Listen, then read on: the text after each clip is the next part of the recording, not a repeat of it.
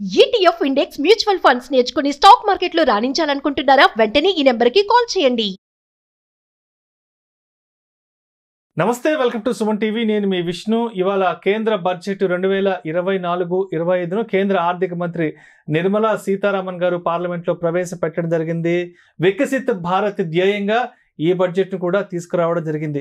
అయితే 2024-25 బడ్జెట్లో ప్రధానంగా ఏ అంశాలు పొందుపరచబడ్డాయి, ఏ రంగాలకు ఎంతెంత కేటాయింపులు జరిగాయనే అంశం గురించి ప్రస్తుతం మనకు వివరించడానికి మనతో పాటు certified wealth manager Revanth Chalamala ఉన్నారు. వారితో మాట్లాడదాం. నమస్తే రేవంత్. నమస్తే అండి. రైట్ రేవంత్, ఇవాళ చూసాం కదా కేంద్ర ఆర్థిక మంత్రి నిర్మలా సీతారామన్ గారు బడ్జెట్ ను ప్రవేశపెట్టారు. అవునండి. అండ్ నిర్మలా సీతారామన్ గారికి ఈ బడ్జెట్ విషయంలో కూడా ఆవిడ ఒక రికార్డు నెలకొల్పారు. మహిళా ఆర్థిక మంత్రిగా ఆవిడ 7వసారి ఈ బడ్జెట్ను తీసుకురావడం జరిగింది. అయితే ప్రధానంగా అసలు ఈ బడ్జెట్లో ఎటువంటి అంశాలను పొందుపరిచారు ఏంటి అసలు? సో బడ్జెట్ అనేది ఈ సంవత్సరానికి సంబంధించిన బడ్జెట్ కొంతవరకు చాలా ఎగ్జైట్మెంట్ అయితే తీసుకొచ్చింది. అటు స్టాక్ మార్కెట్ కానే కాదు, దాదాపుగా ప్రతి ఒక్కళ్ళు. సో బేసిక్గా ముందు నుంచి చాలా స్పెక్యులేషన్స్ ఉన్నాయి. పర్టికులర్గా ఇన్కమ్ ట్యాక్స్ స్లాబ్స్కి సంబంధించి రివిజన్ ఎటువంటివి తీసుకొస్తారు, and long term capital gain ట్యాక్సెస్కి సంబంధించి ఎటువంటి రివిజన్స్ చేస్తారు, F&O ట్రేడింగ్కి సంబంధించి ఎటువంటి రివిజన్స్ చేస్తారు. సో బేసిక్గా వీటితో పాటుగా మనకి ఇంతకుముందు ప్లేనటువంటి ఇన్ఫ్రాస్ట్రక్చర్ కానీ, డిఫెన్స్ కానీ, రైల్వే థీమ్ కానీ, సో బేసిక్గా వీటిల్లో ఏమన్నా ఇంకా ఎడిషన్స్ ఏమైనా తీసుకొస్తారా, ఇంకా సేమ్ బులిష్నెస్ మెయింటైన్ చేస్తారా, సో బేసిక్ ఇంకా ఎక్స్ట్రా మనీ ఏమైనా పంపింగ్ చేస్తారా సెక్టార్స్లోకి, సో బేసిక్గా ఏ సెక్టార్స్ అండ్ కార్పొరేట్ బెనిఫిట్స్ ఏముంటాయి, ఇట్లా ఈ విధంగా చాలా వరకు స్పెక్యులేషన్స్ అయితే మార్కెట్లో నడిచాయి. సో బేసిక్గా ఒక రకంగా చెప్పాలంటే మార్కెట్లో ఉన్నటువంటి స్పెక్యులేషన్స్ అన్ని కూడా ఒక రకంగా అన్ని కూడా కుప్పగూలిపోయాయి. సో బేసిక్గా స్పెక్యులేషన్స్ అనేవి అయితే ఏవి వర్కౌట్ అవ్వలేదు ఈసారి. సో బేసిక్గా మేజర్గా వచ్చేసి మనకి tax, personal income tax slab. So బేసిక్గా మనకి ఇన్కమ్ ట్యాక్స్ స్లాబ్ రిలేటెడ్ గా పర్టికులర్ ఈ బడ్జెట్ అంతా గమనించినట్లయితే ఎక్కువ మధ్యతరగతి, దిగువ మధ్యతరగతి వాళ్ళకి ఎక్కువ ఉపయోగం జరిగే విధంగా, సో వీటి పరంగానే ఎక్కువగా ఫోకస్ ఉన్నట్టుగానే కనిపించింది.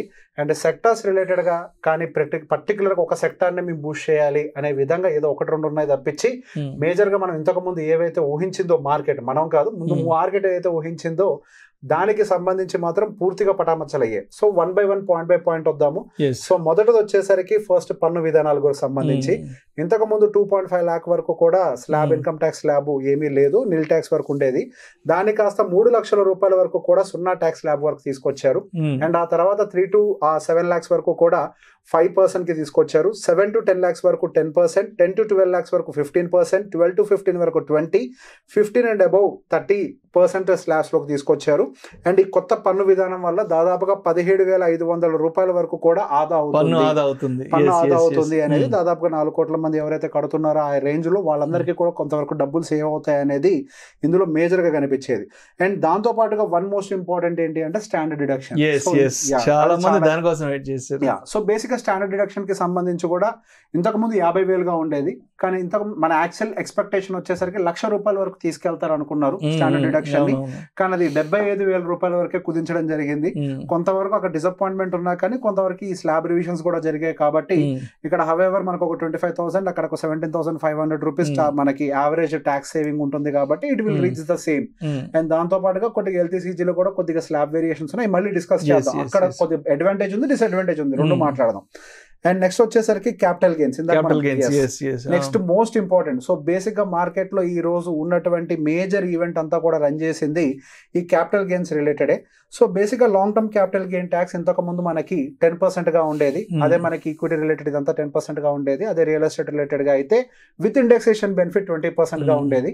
సో దాన్ని సింప్లిఫై చేసే విధంగా తీసుకొచ్చారు. ఇప్పుడు అసలు మనకి ఇప్పుడు ఇంకా ఇండెక్సేషన్ బెనిఫిట్ అనేది ఏం లేదు, ఏదైనా కానీ క్యాపిటల్ గెయిన్ ట్యాక్స్ ఫ్లాట్ 12.5% కి తీసుకొచ్చేసారు. సో బేసిక్ గా ఇంతకు ముందు మనకి ఈ క్యాపిటల్ గెయిన్ ట్యాక్స్ లో మనకి పరిమితి అంటే బేసిక్ గా ట్యాక్స్ ఎగ్జామ్షన్ అనేది ఫస్ట్ 1 lakh రూపీస్ వరకు ఉండేది.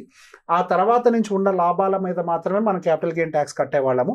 ఇప్పుడు ఆ 1 lakh రూపీస్ నుంచి 1.25 lakh, సో ఇక్కడ 25,000 రూపీస్ని పెంచారు. దాంతో పాటుగా ట్యాక్స్ పర్సంటేజ్ని కూడా. సో రీసెంట్గా మనకి మ్యూచువల్ ఫండ్స్లో కానీ వాటిల్లో కానీ బాగా రిటర్న్స్ అయితే జనరేట్ అయ్యాయి. సో బేసిక్గా ఆ రిటర్న్స్ అని జనరేట్ అయిన తర్వాత ఒక రకంగా మనకి ఆ గవర్నమెంట్కి ఆదాయం వచ్చేటువంటి ఒక మంచి అడ్వాంటేజ్ అంటే బేసిక్ రెవెన్యూ క్రియేట్ అయ్యే విధంగా ఈ 12.5% స్లాబ్ అనేది క్రియేట్ అయింది. అండ్ దాంతో పాటుగా మేజర్గా ఏంజిల్ ట్యాక్స్ అనేది కంప్లీట్గా రద్దు చేశారు. సో ఒక రకంగా ఇది మనకి స్టార్ట్అప్ కంపెనీస్కి ఒక మంచి ఉత్సాహం అని చెప్పాలి. సో బేసిక్గా మనం ఈ పర్టికులర్ పాయింట్ని కనుక గమనించినట్లయితే ఇక్కడ గవర్నమెంట్ కి ఇన్కమ్ ప్రాపర్ గా జనరేట్ అవ్వాలి, దేని నుంచి, క్యాపిటల్ గెయిన్స్ నుంచి. సో సంపాదించే దాని మీద కొద్దిగా వెసులుబాటు కల్పిస్తూ ఆల్రెడీ సంపాదించి పెట్టుబడి పెట్టిన దాని మీద కొంతవరకు ట్యాక్స్లు పెంచే ప్రయత్నం చేశారు. అండ్ దాంతో పాటుగా ఇక్కడ మనం ఇంకొక యాక్టివిటీ, ఈ ఏంజిల్ ట్యాక్స్ రద్దు వెనకాల ఒక మీనింగ్ ని మనం అర్థం చేసుకోవాలి. సో భారతదేశంలో అన్ఎంప్లాయ్మెంట్ అనేది బాగా పెరిగిపోయింది. సో ఈ ట్యాక్స్ రద్దు వల్ల మంచి మంచి ఇన్వెస్ట్మెంట్స్ మనకి స్టార్ట్అప్స్ లోకి వస్తాయి. సో మనకి గోయింగ్ ఫర్దర్ ఈ ఎంప్లాయ్మెంట్ అనేది కూడా ఎక్కువగా జనరేట్ అవుతుంది. అది ఒక రకంగా మనకి గవర్నమెంట్ ఇప్పుడు ఏదైతే ప్రాబ్లం ఫేస్ అవుతుంది అన్ఎంప్లాయ్మెంట్ ని, ఆ ప్రాబ్లమ్ ని కూడా తీర్చడానికి అవకాశం ఉంది అనే విధంగా మనకు ఆ లాస్ట్ లైన్ కూడా అర్థమవుతుంది. అండ్ దాంతో పాటుగా మేజర్ ఇంకా అడ్వాంటేజ్ క్రియేట్ చేసింది మొబైల్ ఫోన్స్ కి సంబంధించిన ట్యాక్స్ రిడక్షన్. సో బేసిక్ గా మనకి దాదాపుగా 15% వరకు కూడా ట్యాక్స్ డ్యూటీని తగ్గించి కిందకి తీసుకొచ్చారు. సో అది మేజర్ న్యూస్ కాదు, కానీ మన వ్యూవర్స్ అందరికి మంచి అడ్వాంటేజ్ ఉండే న్యూస్ ఏంటి అని అంటే బంగారం, వెండి పైన కస్టమ్ డ్యూటీ బాగా తగ్గించారు. సో బేసిక్ ఇవాళ గమనిస్తే మనకి మార్కెట్ లో విపరీతంగా టైటాన్ స్టాక్ బాగా ర్యాలీ అయింది. సో గోల్డ్ రిలేటెడ్ ఏవైతే కంపెనీస్ ఉన్నాయో అవన్నీ కూడా ఈ రోజు మంచి పర్ఫార్మెన్స్ అయితే ఇచ్చాయి. సో బంగారం అండ్ వెండి పైన దాదాపుగా ట్యాక్స్ ని 6% వరకు కూడా తగ్గించడం జరుగుతుంది. దాంతో పాటుగా ఇంకొకటి మంచి విషయం ఏంటి అని అంటే ఇందులో మన హెల్త్ సెక్టర్ రిలేటెడ్ గా కూడా ట్యాక్సెస్ బాగా వేస్తున్నారని ఇంతకుముందు వీడియోలో మాట్లాడుకున్నాం. సో బేసిక్ గా దాని రిలేటెడ్ గా సార్ ఓవరాల్ సెక్టర్ కి ట్యాక్సెస్ రిడక్షన్ ఏం లేకపోయినప్పటికీ క్యాన్సర్ రిలేటెడ్ మందులు ఏవైతే ఉంటాయో వాటి మీద సుంకం ఎత్తివేశారు. పూర్తిగా దాని మీద అయితే ట్యాక్స్ ని ఎత్తివేస్తున్నట్టుగానే చెప్తున్నారు. అండ్ దాని తర్వాత మనకి ఫిజికల్ డిఫిషియట్ కి సంబంధించి మనం ఇంతకు ముందు కూడా మాట్లాడుకున్నాం. సో డెప్ట్ టు జీడిపి రేషియో అనేది as of now India, so other countries ఎక్కువ ఉన్నప్పటికీ కూడా మన ఇండియా దాని ఆల్ టైమ్ హైలో, ఇంతకు ముందు ఉన్న మనకి రేషియోస్ తో కంపేర్ చేస్తే హైస్ లో ఉంది. సో బేసిక్ గా మనకి ప్రీవియస్ గా ఇన్కమ్ బడ్జెట్ లో కూడా చాలా క్లియర్ గా చెప్పారు, ఫిజికల్ డిఫిషియట్ ఏదైతే మీకు కొంచెం వర్కౌట్ చేస్తాము, ఇంకా దాన్ని పెంచే ప్రయత్నం చేయము అని చెప్పి. సో దాన్ని యాజ్ ఆఫ్ నో మనకి 4.9% టు ద జీడిపిగా అయితే మెన్షన్ చేశారు. And going further next upcoming years లో ఈ ఫిజికల్ డిఫిషియట్ ని తగ్గించడం మొదలు పెడతామని చెప్పారు. ఒక రకంగా భారతదేశానికి ఇది మంచిదే. So short term time point of view లో మనకి డెవలప్మెంట్ యాక్టివిటీ కొద్దిగా స్లో డౌన్ అయినప్పటికీ మన ఇండియన్ ఎకానమీ ఫెయిర్ వాల్యుయేషన్ లోకి రావడానికి, అంటే అప్పులు తగ్గిపోతే మన ఇండియన్ ఎకానమీ అనేది ఫెయిర్ వాల్యుయేషన్ లోకి వచ్చి సర్ప్లస్ లోకి కూడా వెళ్ళడానికి అవకాశం ఉంటుంది. కాబట్టి ఈ ఫిజికల్ డెఫిషియట్ మీద కొంతవరకు వర్కౌట్ చేస్తామని ముందే చెప్పారు. సో దాని ప్రకారమే కంటిన్యూ అవుతున్నారు. సో ఇక్కడ ఇంకొక ఇంట్రెస్టింగ్ పాయింట్ మన వాళ్ళకి నచ్చేది ఏంటి అని అంటే ఎన్పిఎస్ లో కొన్ని మార్పులు వచ్చాయి. సో ఇంతకు ముందు మైనర్లకి ఎన్పిఎస్ తీసుకోవడం అనేది కుదిరేది కాదు, 18 సంవత్సరాలు ఖచ్చితంగా నిండి ఉండాల్సి ఉండేది. సో ఇప్పుడు 18 సంవత్సరాల లోపల ఉండే వాళ్ళు కూడా ఎన్పిఎస్ అయితే తీసుకోవడం మొదలు పెట్టచ్చు అని చెప్పారు. 18 సంవత్సరాలు నిండిన తర్వాత రెగ్యులర్ ఎన్పిఎస్ కింద దాన్ని కన్వర్ట్ చేస్తామని చెప్పేసి అన్నారు. అండ్ మనం టూరిజం కి సంబంధించి కూడా మాట్లాడుకున్నాం ఇంతకు ముందు. Tourism sector is going to boom. So basic గా ఫోకస్ అంతా కూడా ఇప్పటి వరకు ఇండియాలో బయటికి రాని సెక్టర్ ఏదైనా ప్రాపర్ గా ఉంది అని అంటే అది టూరిజం. టూరిజం సెక్టర్ ఇప్పుడు దాకా బయటికి రాలేదు. మనకి వెస్టర్న్ కంట్రీస్ లో ఈ వీకెండ్ హోమ్స్, హాలిడేస్, టూరిజం ఇదంతా కూడా ఎక్కువగా ఉంటుంది, కానీ ఇండియాలో ఇప్పుడు దాకా లేదు. సో బేసిక్ గా మనం గత లాస్ట్ 1-2 years నుంచి చూస్తే మోడీ గారి యాక్టివిటీ చాలా క్లియర్ గా చెప్తుంది టూరిజం మీద మేము ఫోకస్ పెట్టబోతున్నాము అని. సో బేసిక్ గా మనకి బడ్జెట్ లో టూరిజం రిలేటెడ్ గా కూడా చాలా క్లియర్ గా మేము అభివృద్ధి చేయడానికి అయితే కష్టపడతామని క్లియర్ గా చెప్తున్నారు. సో బేసిక్ గా సో డీటెయిల్ గా చాలా ఇండివిజువల్ పాయింట్స్ ఉన్నాయి. సో వీడియో పెద్దగా అవుతుంది కాబట్టి మెయిన్ టూరిజం కి సంబంధించి అంటే ఇప్పటి వరకు కాశీ, వారణాసిని ఏ విధంగా అయితే డెవలప్ చేశారో ఎగ్జాక్ట్లీ అదే విధంగా ఇక్కడ నుంచి బీహార్ లోని విష్ణుపాదం ఏదైతే ఉందో ఆ ప్రాంతాన్ని పెద్ద ఎత్తున ఆధ్యాత్మిక కేంద్రంగా తీసుకురాబోతున్నట్టు మెయిన్ గా ప్రకటించారు. నలంద విశ్వవిద్యాలయం దాన్ని కూడా ఒక మంచి టూరిజం ప్లేస్ గా తయారు చేస్తామని చెప్తున్నారు. అదేవిధంగా బీహార్ లో బుద్ధగయ కానివ్వండి. సో బేసిక్ గా బీహార్ అండ్ ఆంధ్రప్రదేశ్ రెండింటికి కూడా కొంచెం ఎక్కువ అడ్వాంటేజెస్ కనిపించాయి. నెక్స్ట్ వాటి గురించి కూడా మాట్లాడదాం. అండ్ నెక్స్ట్ వరద నివారణ కోసం బీహార్ కి సంబంధించి దాదాపుగా 11,000 కోట్ల రూపాయలు ఇందులో స్పెసిఫిక్ గా అనౌన్స్ చేశారు. And next most important thing ఏంటి అని అంటే స్టాంప్ డ్యూటీ పెంచడానికి సంబంధించి, సో స్టాంప్ డ్యూటీస్ పెంచడానికి సంబంధించి మాత్రం రాష్ట్ర ప్రభుత్వాలతో మాట్లాడి వాళ్ళ యొక్క అనుమతి తీసుకున్న తర్వాత స్టాంప్ డ్యూటీలు పెంచేందుకు కూడా వాళ్ళు ఒక అడుగు ముందరకు వేసే ప్రయత్నం చేస్తామంటున్నారు. అండ్ ఇందులో ఇంకొక ఇంపార్టెంట్ థింగ్ ఏంటి అంటే మహిళల ఆస్తుల రిజిస్ట్రేషన్ పైన మాత్రం స్టాంప్ డ్యూటీ తగ్గించేందుకు కూడా మేము ప్రయత్నం చేస్తామని చెప్తున్నారు. కాకపోతే వాళ్ళు ఇండివిజువల్ గా డెసిషన్ తీసుకోలేరు, స్టేట్ గవర్నమెంట్స్ తోటి మాట్లాడిన తర్వాత దానికి సంబంధించిన క్లారిటీ అనేది వస్తుంది. అండ్ దాంతో పాటుగా మేజర్ గా గృహ నిర్మాణానికి సంబంధించి సో బేసిక్ గా పిఎం గారు ప్రమాణ స్వీకారం చేసిన టైంలో కూడా మనకి గృహ నిర్మాణానికి సంబంధించి మంచి కేటాయింపులు చెప్పారు. దాదాపుగా ఇప్పుడు మనకి బడ్జెట్ లో అది కూడా క్లారిటీ వచ్చింది. సుమారుగా 2.2 లక్షల కోట్ల రూపాయలు గృహ నిర్మాణంపై బడ్జెట్ ప్రకటన. సో బేసిక్ గా సో అర్బన్ హౌసింగ్ కోసం 5 ఏళ్లలో 2.2 lakh crores కోసం మనం కేటాయిస్తున్నట్టుగా. సో బేసిక్ గా హౌసింగ్ సెక్టర్ మీద కొంతవరకు ఫోకస్ అయితే కనిపిస్తుంది.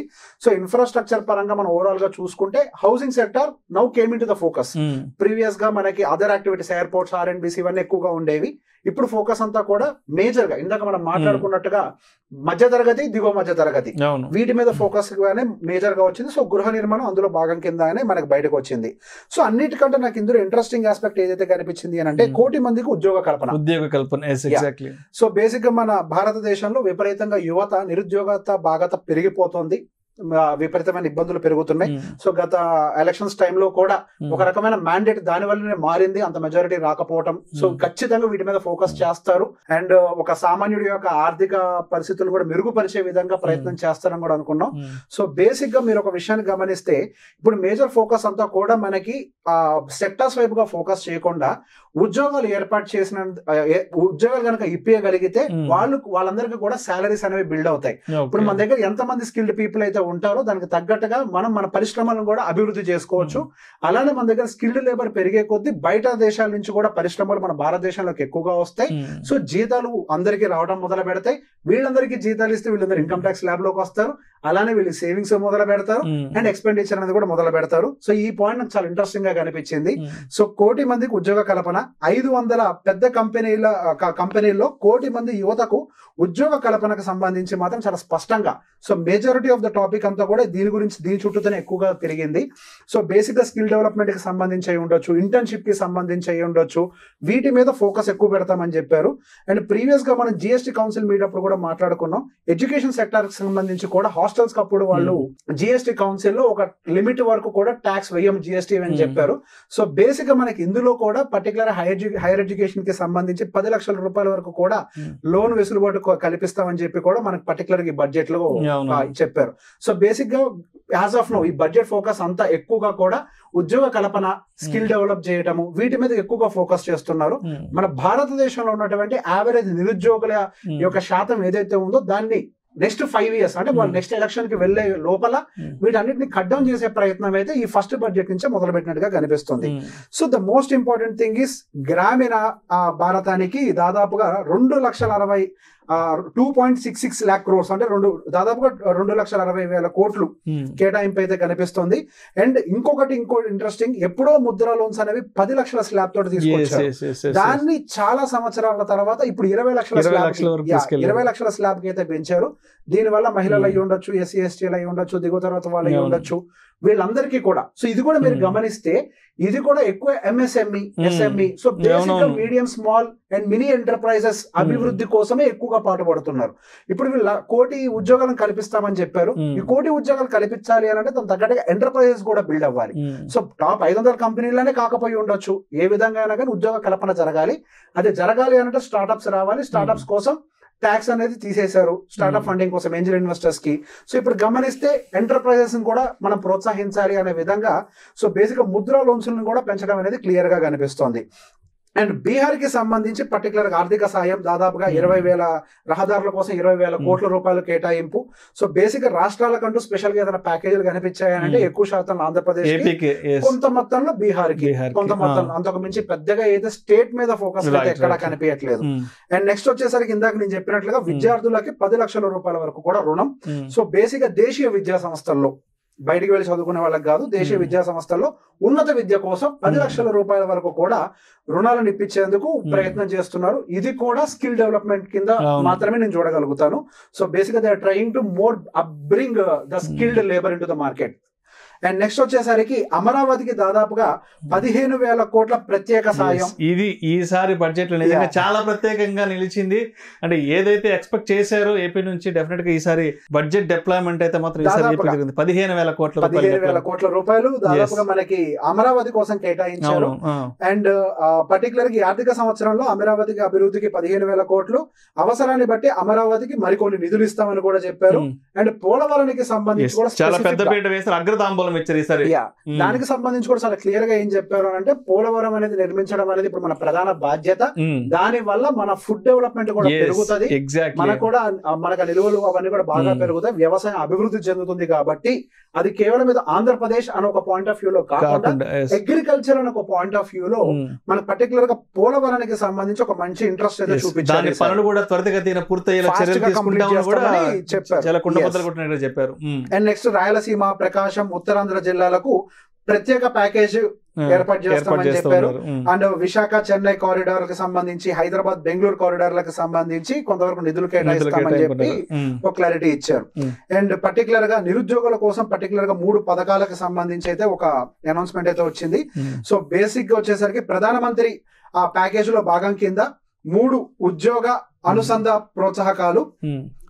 సో ఒకటే మెయిన్ గా వచ్చేసరికి పర్టికులర్ గా మనకి 15,000 రూపీస్ వరకు కూడా చెల్లిస్తామని చెప్పేశారు. నెలకు వచ్చేసరికి దాదాపుగా సుమారుగా ₹1,00,000 లోపల వేతం ఉన్న వారికి అర్హులు దీనికి పర్టికులర్ గా. అండ్ దాదాపుగా 210 lakh మందికి యువతకి లబ్ధి చెందే విధంగా ఈ పర్టికులర్ ప్యాకేజ్. సో బేసిక్ గా ఈసారి ఉన్నదంతా కూడా skill development and rural economy development and state developments కి సంబంధించి మనకి మేజర్ గా కనిపిస్తున్నాయి. మిగతా కూడా చిన్న చిత్కాయ ఉన్నాలే కానీ సో మేజర్ ఆస్పెక్ట్స్ అయితే కాదు. సో మేజర్ గా మన ఇందులో ఓవరాల్ గా చూడాల్సిన అంశాలు ఏంటి అని అంటే, అండ్ ఎస్ మనకి ఇంతకు ముందు ఉన్నట్టుగా ఇన్ఫ్రాస్ట్రక్చర్, ఇక మీద డిఫెన్స్ సెక్టార్, వీటి మీద ఫోకస్ లాగా కాకుండా సో బేసిక్ గా రైతులకు సంబంధించి రూరల్ ఎకానమీ, ఆ రూరల్ ఎకానమీకి సంబంధించి కూడా ఒక విషయం చాలా క్లియర్ గా చెప్పారు. సో మనకి దాన్ని ఏమంటారు, natural farming. So natural farming కి సంబంధించి వ్యవసాయ విధానానికి, ప్రకృతి వ్యవసాయ విధానానికి ఈసారి అగ్రతాంబూలం ఇచ్చారు. సో దాని సర్వే అంతా కూడా ప్రిపేర్డ్ గా చేస్తాము, దాదాపు 400 జిల్లాల్లో కండక్ట్ చేస్తాము, డిజిటల్ సర్వే ప్రొసీజర్ అంతా రెడీ చేస్తామని చెప్పారు. అండ్ దానికోసం కూడా బడ్జెట్ కేటాయింపులు చేశారు. సో రూరల్ ఎకానమీ మీద ఎక్కువ ఫోకస్ అనేది కనిపిస్తుంది. దాని తర్వాత ఎక్కువ ఫోకస్ కనిపిస్తుంది కొంతవరకు ఆడవాళ్ళకి సంబంధించిన వాటి మీద. అండ్ దాని తర్వాత విద్యార్థులు, నిరుద్యోగులు, వీటి మీద ఎక్కువ ఫోకస్ కనిపిస్తుంది. సో బేసిక్ గా క్లుప్తంగా ఓవరాల్ గా కంబైన్ చేసి మనం గనక చెప్పాలి అని అంటే, సో బేసిక్ గా మనకి స్టాక్ మార్కెట్ కి సంబంధించిన పెట్టుబడులకు సంబంధించి కొంతవరకు నిరుత్సాహం. ఎస్టీటీ గురించి మనం మాట్లాడలేదు. సో ఎఫ్ఎన్ఓ ట్రేడింగ్ కి సంబంధించి ఎస్టీటీ పెంపు గురించి కూడా ఒకటి మాట్లాడారు. సో బేసిక్ గా దానికి సంబంధించిన విడిగా ఏదైనా విశ్లేషణ తర్వాత చేద్దాం, క్లబ్ చేయొద్దు. సో బేసిక్ గా ఓవరాల్ క్లుప్తంగా మనం గనక దీన్ని గమనించినట్లయితే, సో బేసిక్ గా మనకి long term capital gain tax అంటే ఆల్రెడీ సంపాదించి డబ్బులు ఒక దగ్గర పెట్టిన దాని మీద వచ్చినటువంటి లాభాల మీద ట్యాక్స్ అయితే పెంచడం జరిగింది. ఇప్పుడు సంపాదించే దాని మీద కొంతవరకు ట్యాక్స్ వెసులుబాట్లు ఇవ్వడం అయితే మనకు కనిపిస్తోంది. అండ్ మరి కొంతమంది కొత్త ఉద్యోగాలు భారతదేశంలో క్రియేట్ అవ్వాలి, యావరేజ్ ఎంప్లాయ్మెంట్ అనేది పెంచేందుకు ప్రయత్నం చేస్తున్నారు. దానికి సంబంధించినటువంటి స్కిల్ డెవలప్మెంట్ అయి ఉండొచ్చు, హైయర్ ఎడ్యుకేషన్ కి లోన్స్ అయి ఉండొచ్చు, అండ్ రూరల్ ఎకానమీ దీని చుట్టూతోనే మొత్తం తిరుగుతోంది. అండ్ గ్రీన్ ఎనర్జీస్ మీద ఫోకస్ అనేది పెరగబోతోంది. సో దానికి సంబంధించి కూడా చాలా సేపు మాట్లాడటం గమనించాను ఇవాళ. సో సోలార్ కి సంబంధించి అయి ఉండొచ్చు,